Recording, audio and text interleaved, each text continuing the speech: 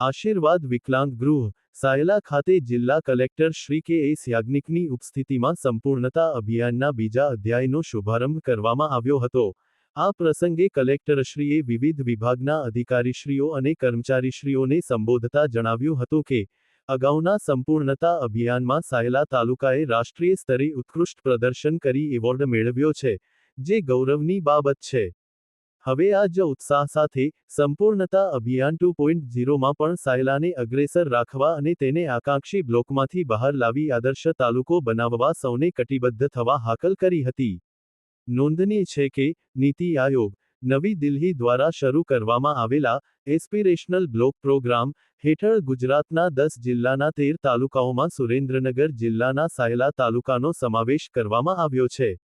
આ કાર્યક્રમમાં જિલ્લા ગ્રામ વિકાસ એજન્સીના નિયામક શ્રી આર.એમ. જાલંધર, જિલ્લા આરોગ્ય અધિકારી શ્રી બીજી ગોહિલ, જિલ્લા શિક્ષણાધિકારી Shri Arvind Oza, ICDS programme officer Shri Bhavnaben Jidiya, સંશોધન અધિકારી શ્રી એ.એમ. પટેલ, સાયલા મામલતદાર શ્રી, તાલુકા વિકાસ અધિકારી શ્રી સહિત વિવિધ વિભાગના અધિકારીઓ અને કર્મચારીઓ ઉપસ્થિત રહ્યા હતા.